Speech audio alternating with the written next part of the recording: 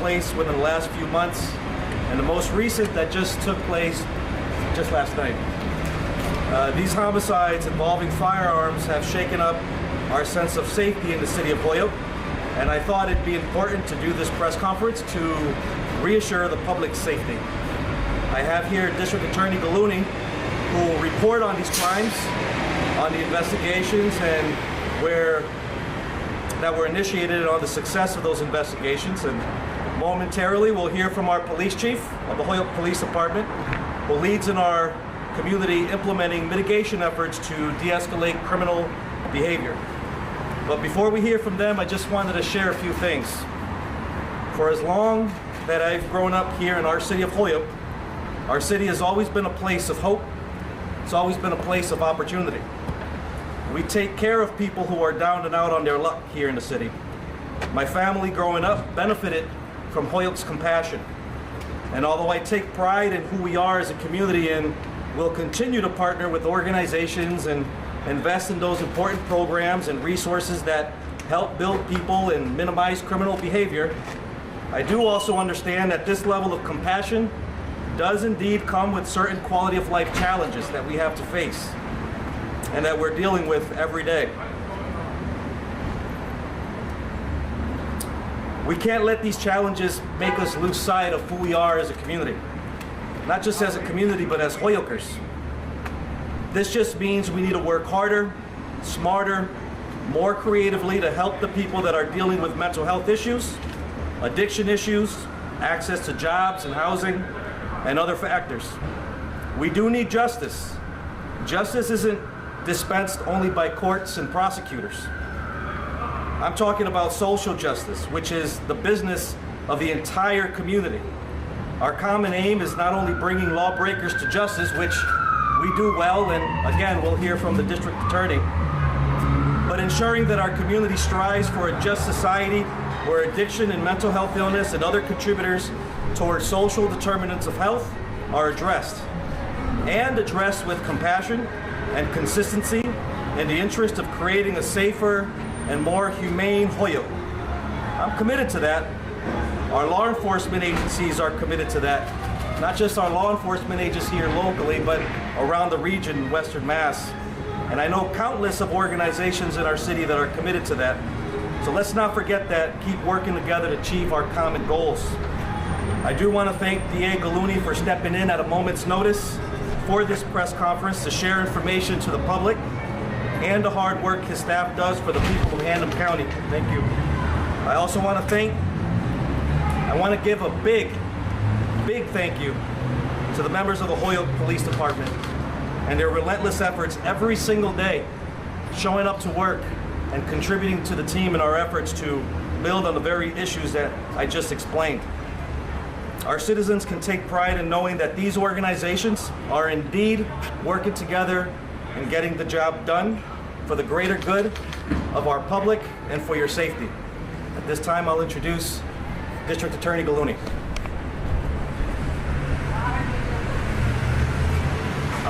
Good afternoon, and thanks to Mayor Garcia for his leadership and for his comments. We talked last night in the wake of the city's 5th murder and thought it important to stand before the media and the public and address public safety in the city of Holyoke. And in particular, that my office in the city of Holyoke, and in particular the Holyoke Police Department, are working diligently on the front end to ensure that people are safe here. We're also working on these tragic incidents, including last night's murder. The city of Holyoke has seen 5 murders this year in 2022. I will tell you that 3 were in July, 2 have been recently here in the month of September. 4 of those 5 murders, with the exception of yesterday's, have been the product of arrests. So 4 of the 5 of those, in the partnership with the Holyoke Police Department and the Massachusetts State Police in my office, and members of my office have teamed up to solve 4 of those 5 murders. And I can tell you, without being terribly specific for obvious reasons, we're making significant progress on the horrible, tragic death last night here in the city of Holyoke. So I commend the Holyoke Police Department and its detectives.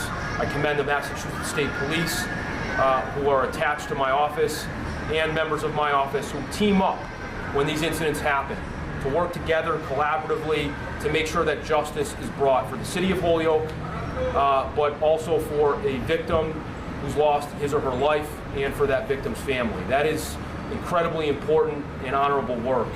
And I can tell you right now, the Holyoke Police Department serves this city very well under the leadership of Chief Dave Pratt and Mayor Josh Garcia. I'm proud to work with them, I'm proud to collaborate with them, and I thank the Massachusetts State Police as well for working hand in hand with the Holyoke Police Department.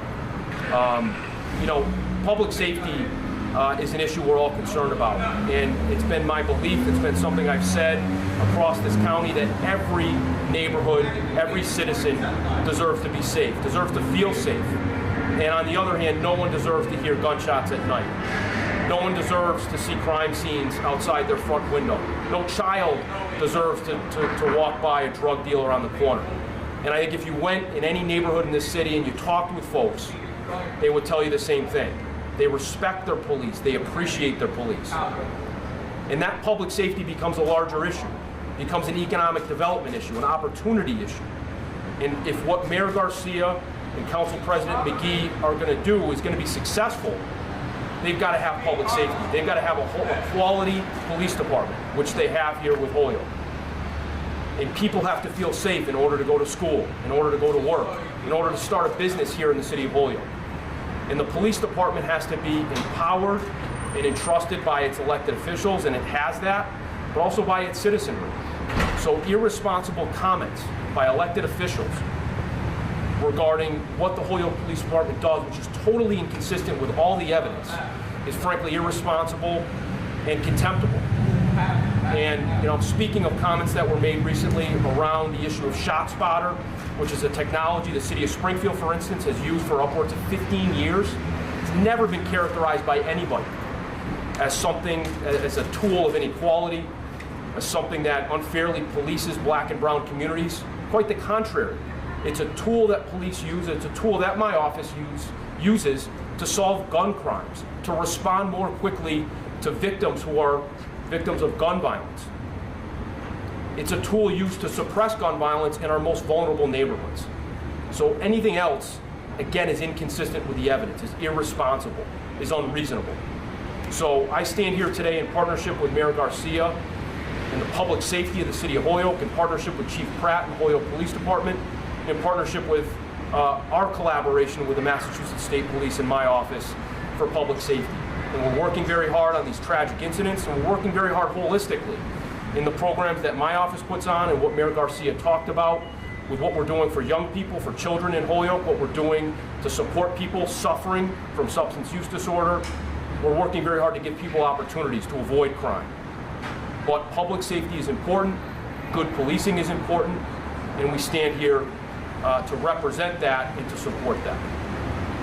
Thank you very much. Thank you, Mr. DA.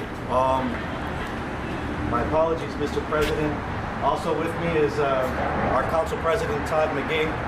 I now want to introduce Police Chief David Pratt.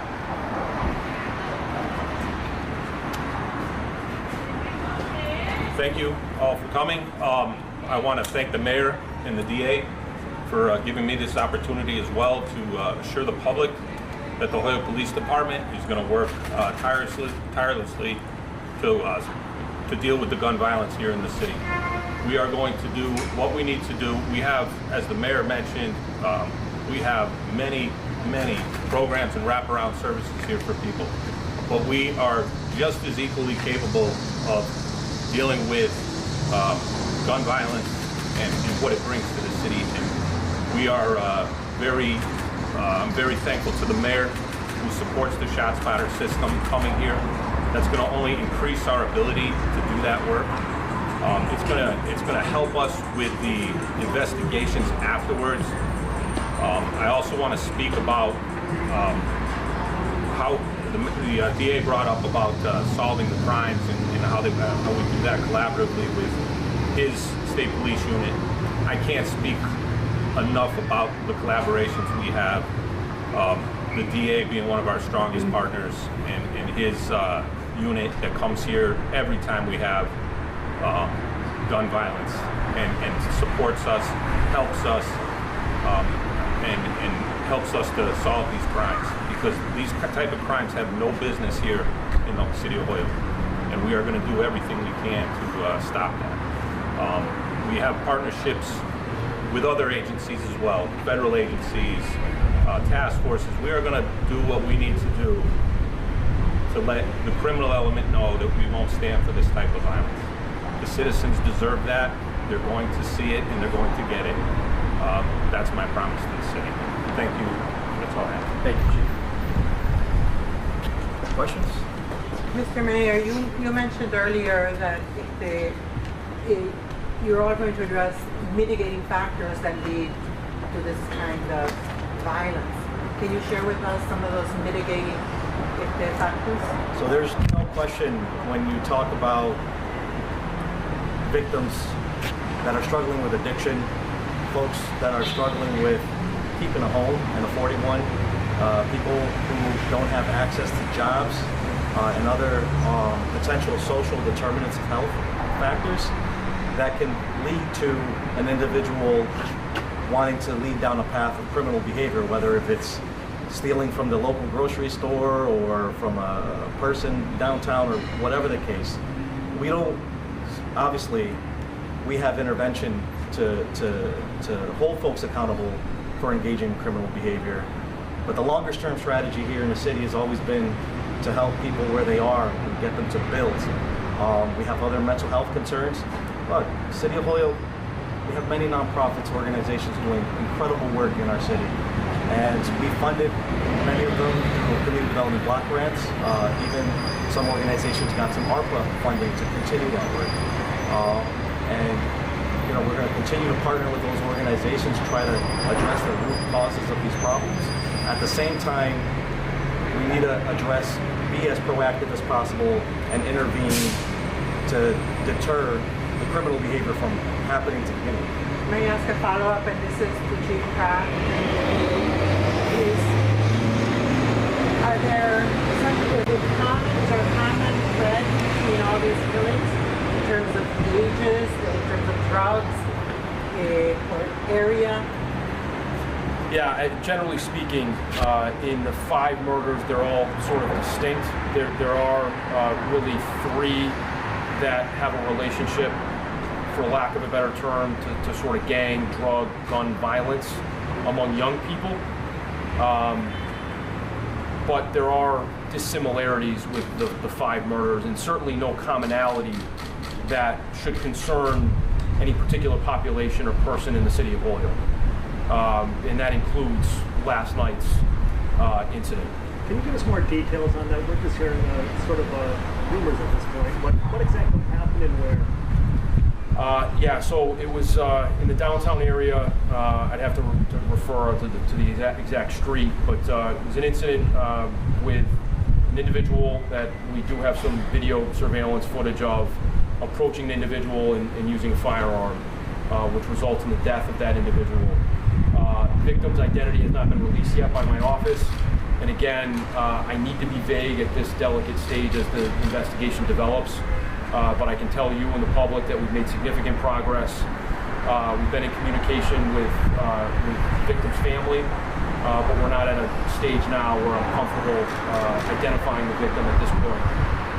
But there, at this point, should not be any ongoing concern for anybody, and the investigation is progressing.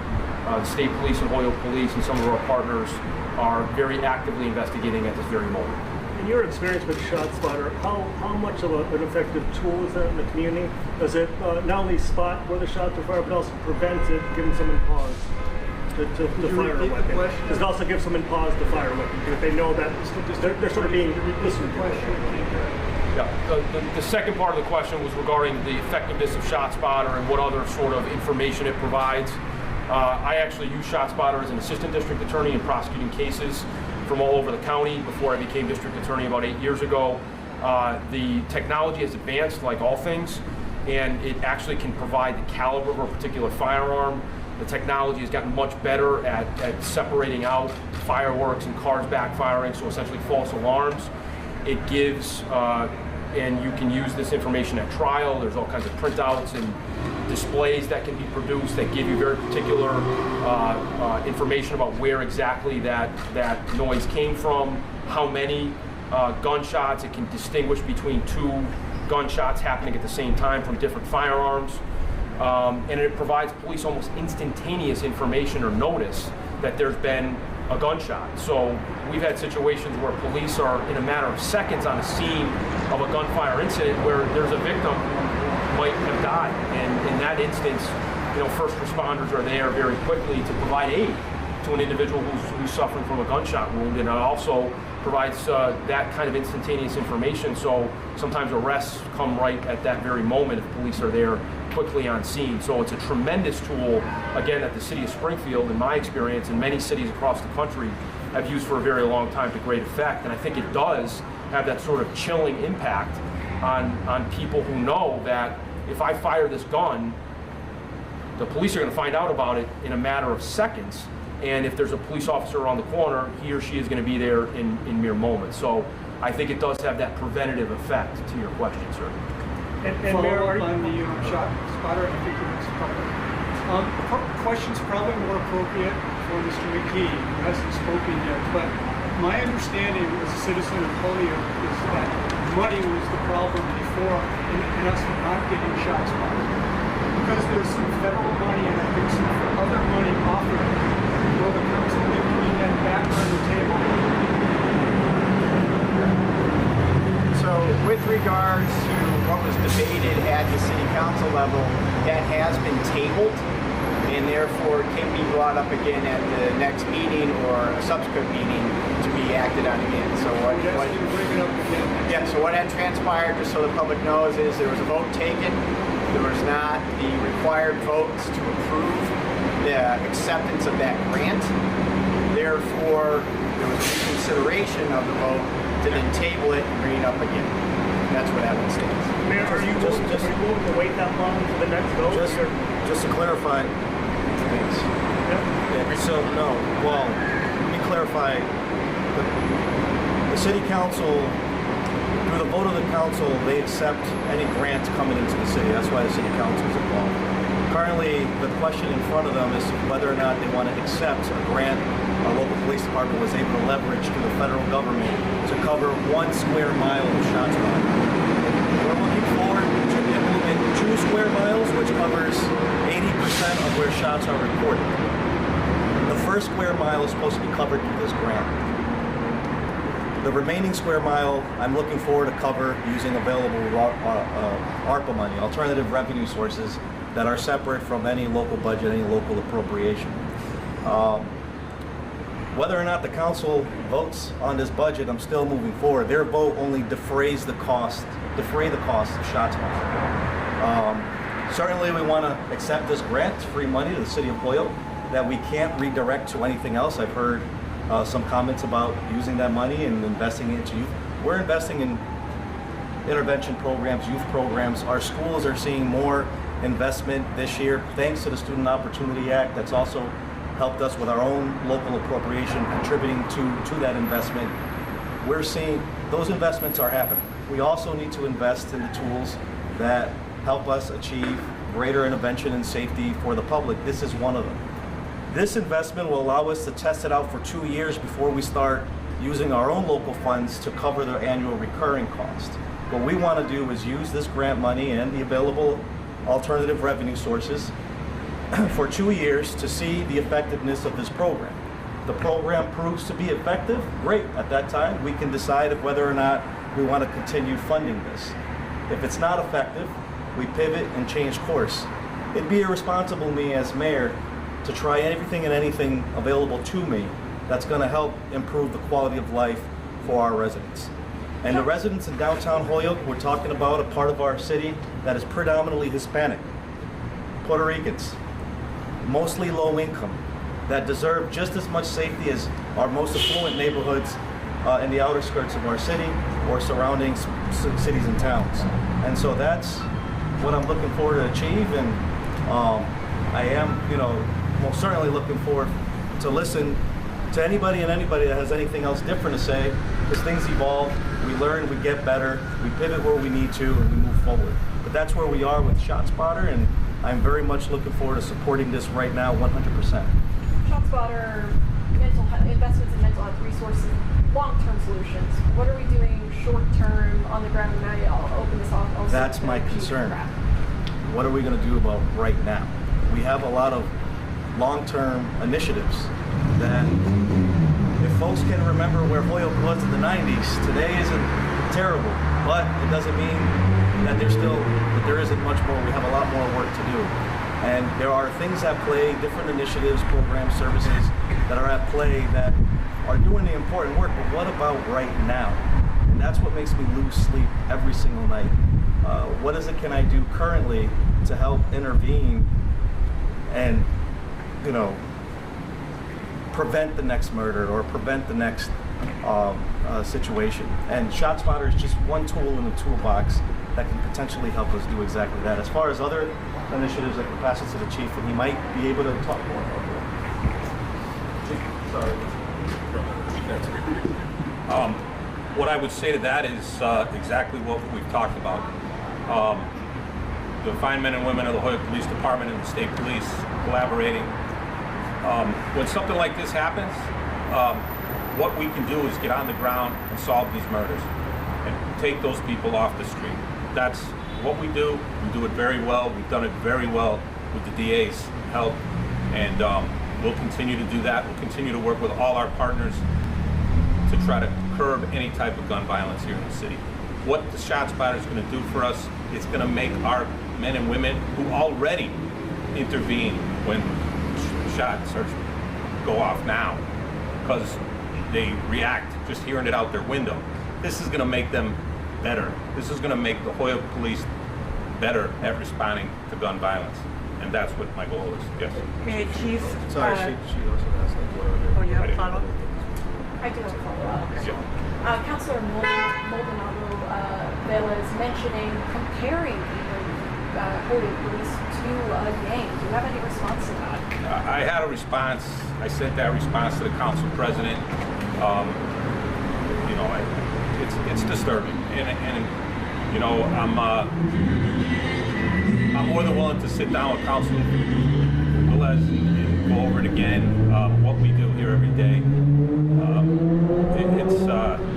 It's disheartening that an elected official would say that. But I have spoken my piece to the council president. He knows where I stand. I have full faith in him to help us remedy this, and so we can just move forward. We just want to move forward. We just want to do our jobs and move forward. This is for you, Police Chief, and also DA, since you're the ones who come across the murderers. Do either of you think that any of these social service programs, when you're interviewing the killer, does that have any influence in that? Like, would they have not committed that crime had there been, I don't know, basketball at 4 p.m. Monday through Friday? That's a really tough hypothetical. I think all our social programs are doing outstanding work here. What we do down at Ray Street with our intervention officers, with our mental health officers, is groundbreaking. We were ahead of the curve on that. We've been doing it long before people were crying for people to do it. So I hate to say, if we did this, then that wouldn't have happened, but we can just keep doing everything we do and then react and pivot, as the mayor said, depending on what happens. I didn't mean to imply that the services are not doing a good job. What I'm asking is, when you come face to face with these people who did kill somebody or other people, and you look in their eyes, do you feel like, this is who they are? They're just people who are going to kill. There's no way to talk nicely to people who kill, right?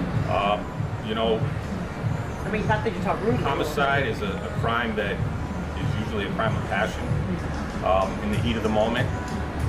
I'd like to think anyone who really took the time to stop and think about it wouldn't do it.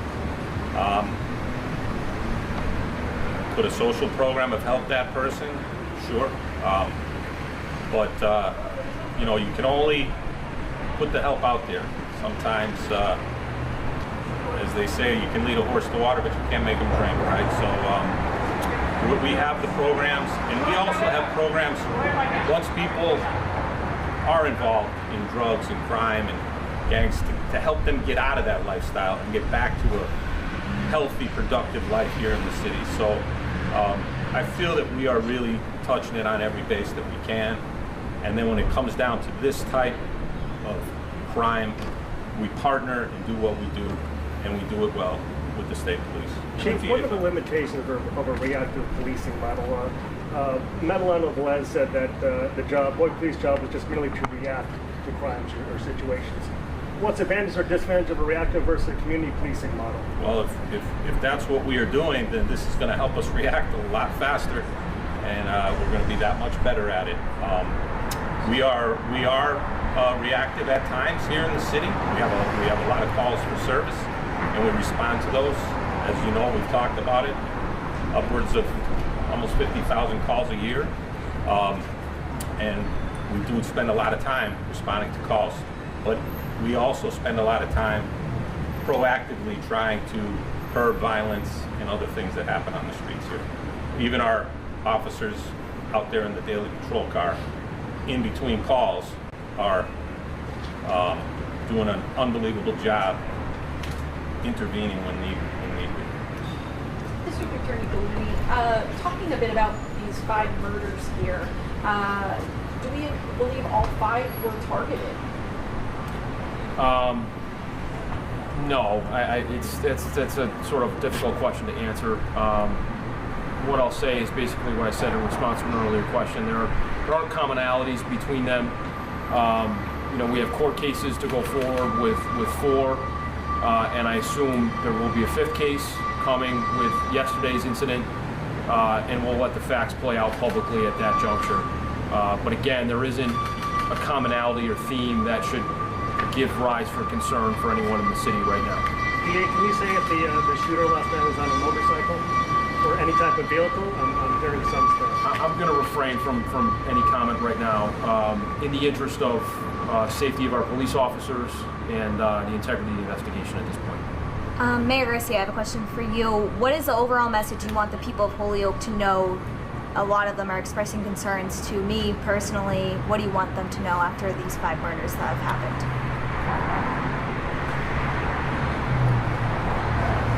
Just, you can certainly move forward and continue to take pride in your community, in your city, that their local government and the regional partners are working together to ensure the greater safety, their greater safety, the safety of their children and families. Holyoke is safe.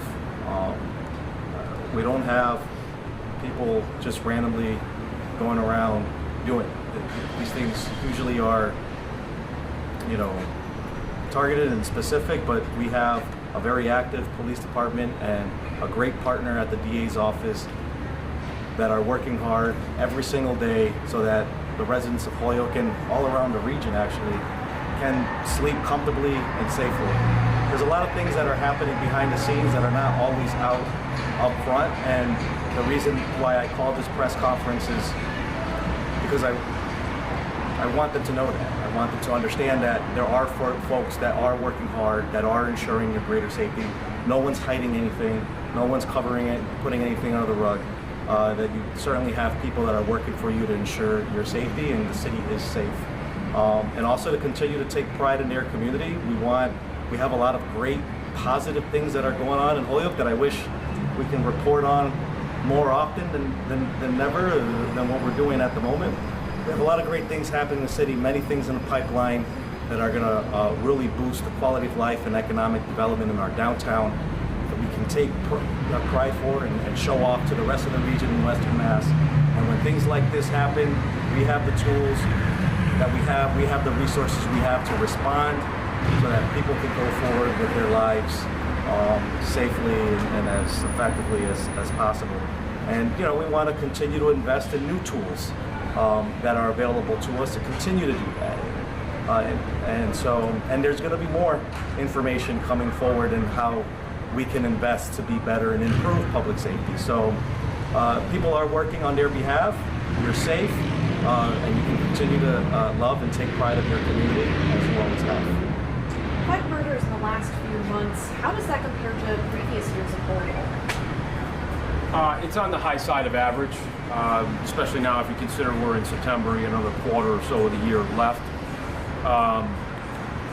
It obviously varies when you talk small numbers, but right now it's 5 more than we'd like, and we aim for, from a preventative standpoint, as a DA's office, and as certainly Chief Pratt would tell you. But every year, this is a little higher than average. Is it occurring in a particular area in Holyoke, or is it? I know one was up in Island, one was down by 391. Is there a particular area? At least 3 of the murders occurred. Is there sort of a neighborhood or a street or a? No, I mean obviously Holyoke's a relatively small place, and they're generally concentrated in the downtown area, but it's not so specific as a street or neighborhood or a particular housing development or something like that. Not this year. And how about some of the other communities in the district that you represent? How does Holyoke compare to I don't know, Chicopee is part of your district, and Springfield, obviously, we know some of those numbers, but where would you rate Holyoke in terms of where we're at with violence? It's average every year now. Doing this just about 8 years, there's always going to be those anomalies in statistics and highs and lows. We've seen an unfortunate rise in violence in Chicopee, the city that you mentioned, and we're working very closely with the Chicopee Police Department and our state police to stem that tide. But I think when you look at population, you look at socioeconomic issues, I think it's sort of where we expect it to be, where it is on an annual basis. Chief, in your last number of budgets, you called for a criminal analysis or analyst for the police department. Are you still going to be pushing that in your next budget? I know you said a lot of departments have. Absolutely. Yep. We're working on it. All right. So if there's no other questions, thank you everybody for your time. Thank you very much. For touching on this.